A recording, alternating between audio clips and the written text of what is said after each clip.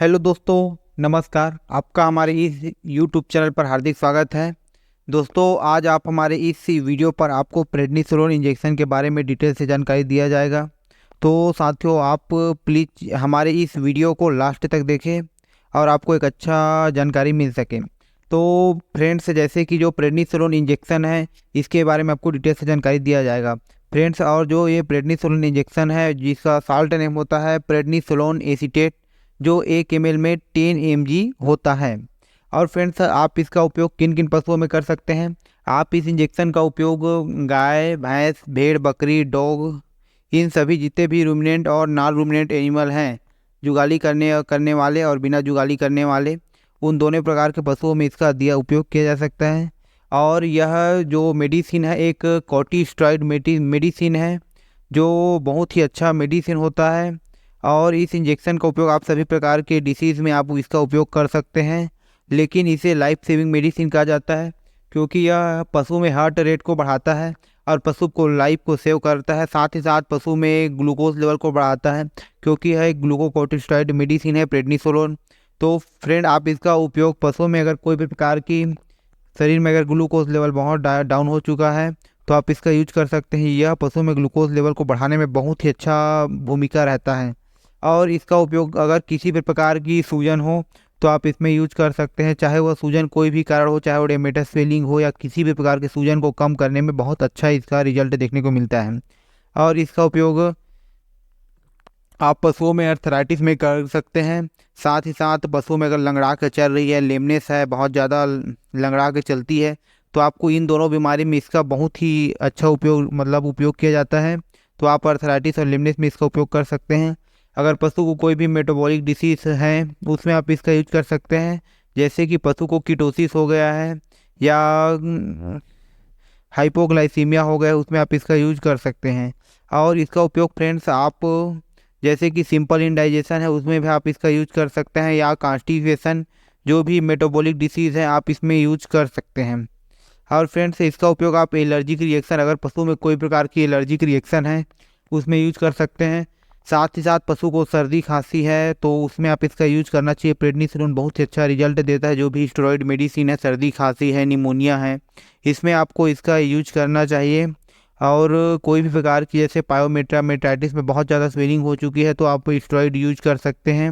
और फ्रेंड्स, आप पॉइजनिंग के केस में, जहर के केस में आप इसका यूज कर सकते हैं। अगर आपके पशु ने जहर खा लिया है, तो आप उस केस में इसका यूज कर सकते हैं।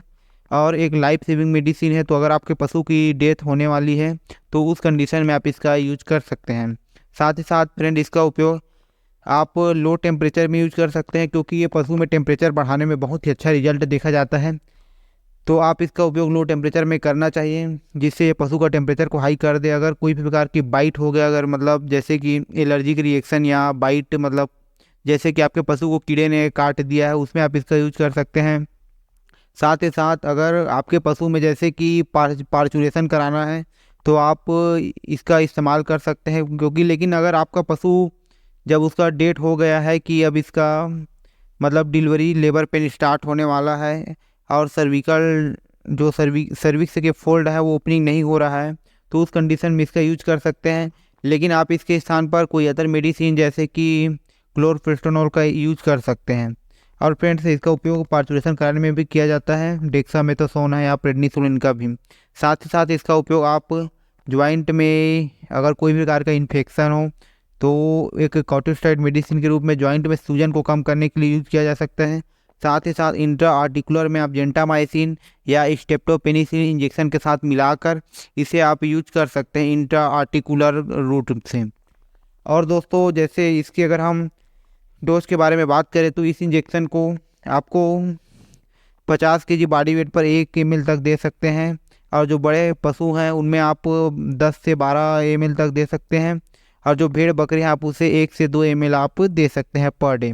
फ्रेंड्स, इस इंजेक्शन को रिपीट आप 24 घंटे के बाद कर सकते हैं, क्योंकि यह एक लॉन्ग एक्टिव इंजेक्शन नहीं है। आप इसका रिजल्ट पशुओं में 24 घंटे तक रहता है असर। तो आप इसको 24 घंटे के बाद इस इंजेक्शन को आप रिपीट कर सकते हैं। फ्रेंड्स, इस इंजेक्शन को इंट्रामस्कुलर रूट से लगाया जाता है, और आप इसे इंट्रामस्कुलर रूट से यूज कर सकते हैं, IM रूट से। फ्रेंड्स, ये जो मेडिसिन है, प्रेगनेंसी अनसेफ मेडिसिन है। इसलिए आप इस इंजेक्शन को भूल कर भी प्रेग्नेंट एनिमल में यूज ना करें, क्योंकि ये 100% कहा जा सकता है, क्योंकि ये प्रेगनेंसी अनसेफ मेडिसिन है। तो आप भूल कर भी इस इंजेक्शन को भूल कर भी आप प्रेग्नेंट एनिमल में यूज नहीं करना चाहिए। और फ्रेंड्स, जैसे कि ये जो इसके साइड इफ़ेक्ट के बारे में बात करें, तो आपको इस इंजेक्शन से उपयोग से पहले क्या सावधानी रखनी चाहिए आपको बताया जाता है।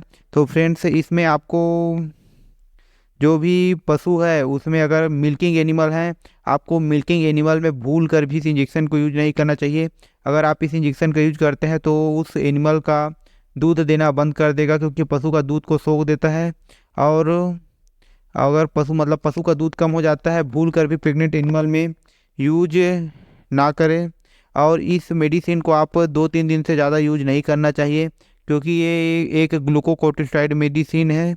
और इस अगर आप इसका ज़्यादा दिन तक उपयोग करते हैं, बहुत ज़्यादा दिन तक से, तो इस पशु में एनोरेक्सिया हो सकती है, यूरिनेशन की समस्या हो सकती है, बार बार पेशाब करने की समस्या। और आप ज़्यादा दिन तक उपयोग करते हैं तो पशु का जो घाव है वो हील होने में देर लगेगी, मतलब बहुत टाइम से हील होगा। इसलिए आप इसका ज़्यादा उपयोग नहीं करना चाहिए। और जो भी डायबिटीज़ के पेशेंट हैं उसमें यूज नहीं करना चाहिए, जो काऊ या जिनमें तो डायबिटीज़ के पेशेंट है उसमें इसका यूज नहीं करना चाहिए। फ्रेंड्स, ये जो एक मेडिसिन बहुत ही अच्छा मेडिसिन है, तो आप इसका बहुत ही अच्छे से उपयोग कीजिए साथियों। और इस मेडिसिन के बहुत सारे फ़ायदे हैं और लाइफ सेविंग मेडिसिन है, आप हर डिसीज़ में इसका यूज कर सकते हैं। फ्रेंड्स, और ये वीडियो आपको पसंद आया हो तो प्लीज़ चैनल को लाइक और सब्सक्राइब कीजिए और अपने दोस्तों को शेयर कीजिए। धन्यवाद साथियों, नमस्कार। Thank you for watching.